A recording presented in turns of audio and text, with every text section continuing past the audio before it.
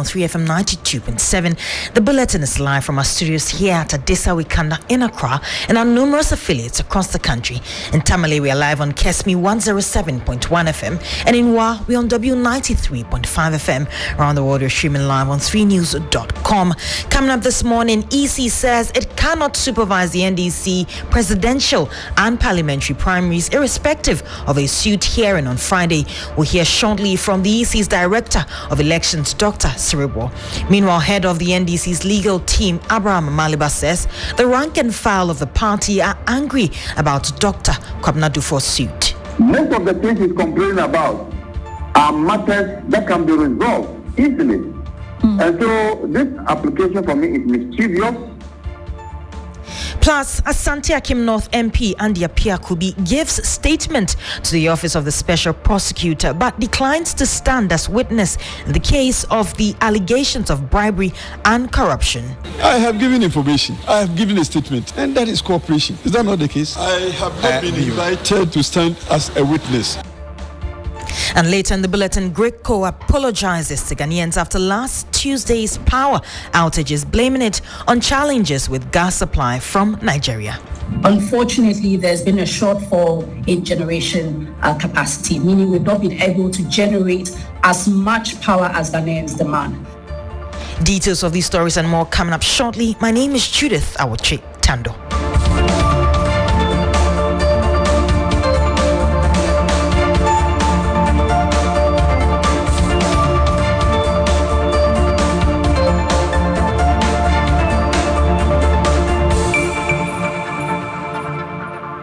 Well, in our first news item, the last 24 hours have seen the most unanticipated tension within the camp of the opposition National Democratic Congress after former finance minister and one of the contenders of the NDC flag bearership race, Dr. Kwabena Dufour, placed an injunction on the party's upcoming primaries. The party met the Electoral Commission on Wednesday upon invitation by the electoral management body on the way forward. The party goes to the polls on Saturday, but Director of Elections Dr. Cerebral in an interview on Ghana Tonight said in spite of any outcome from the court hearing on Friday, the EC cannot supervise the elections because it cannot mobilize resources within the short period. Well, that will, after Friday that we can begin to move the materials and the rest, because once there's application, we cannot keep working. I remember in 2016 or so, 2015, there was the same issue about the injunction. That was a national election, and we were doing publicity because the understanding was that immediately the judgment is given, if it goes the way we wanted, then we can have our activity. But the court said that no, once the injunction which has been served, that all activities should cancel. So that's what we have done from the court. Once the injunction, everything has suspended.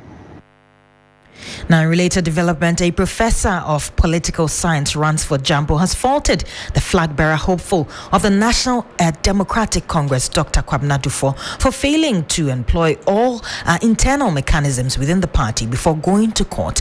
Dr. Dufour is seeking 7 reliefs from Nankrai High Court over the voters' register. Among the reliefs, Dr. Dufour wants the court to place an injunction on Saturday's elections, but the NDC on Wednesday managed to get the court to hear the suit on Friday earlier than the Monday date set by the court. Abraham Maliba is head of the NDC legal team. Yes, I can confirm to you that the lawyers of the party have filed an application for abridgment of time, which will be moved on Friday, so that the case can be heard on that day. Not only surprised, we are livid, we are angry. The delegates are all livid and angry. They are calling from all over the country, and they are not happy. Dr. Dufour could have activated internal processes. Dr. Dufour could have brought this to the attention of the Council of Elders. We have Council of Elders in this party. Dr. Dufour has failed to do that. Most of the things he's complaining about are matters that can be resolved easily. And so this application for me is mischievous, and I would say that it is frivolous and vexatious as well.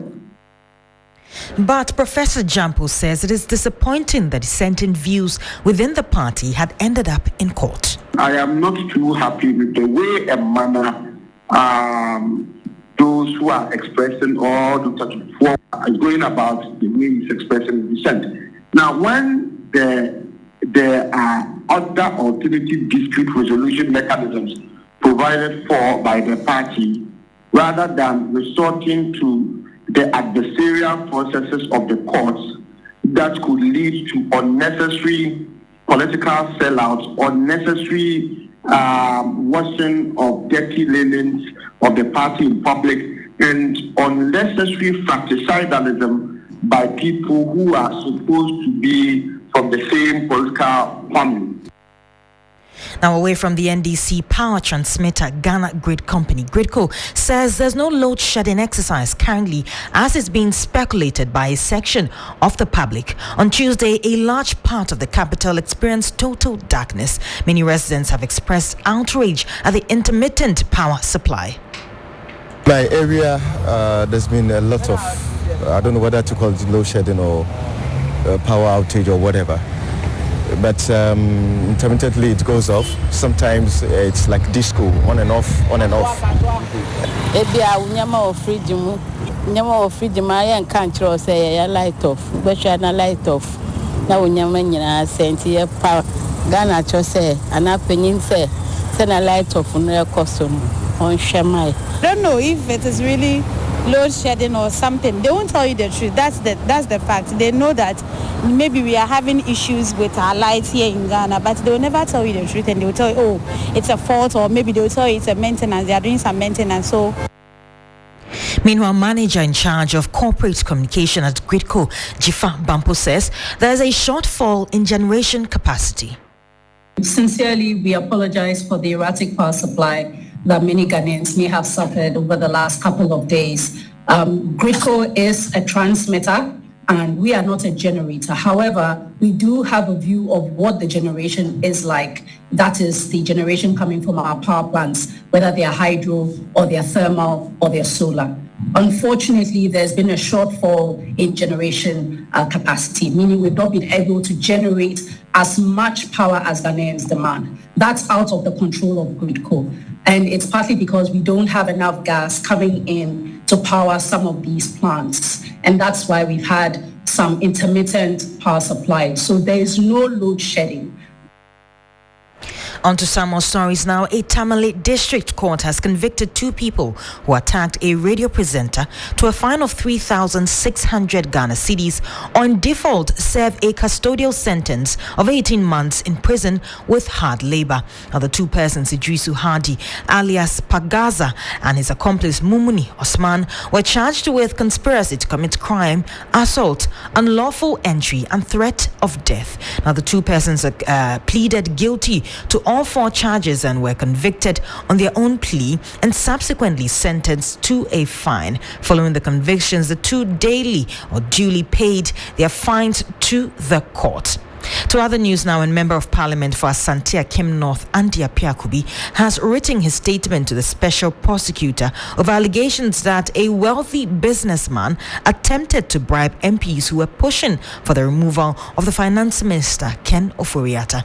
Now, the Majority Leader, Osechi Mensah-Bonsu, has also been invited, but the OSP is yet to interrogate him. A report by Komla Kluche.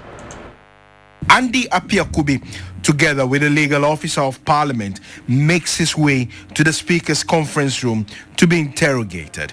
The OSP, represented by the Director of Investigations, Emmanuel Basintali Amadou, with other key investigators, moments thereafter walked into the Speaker's office for the interview.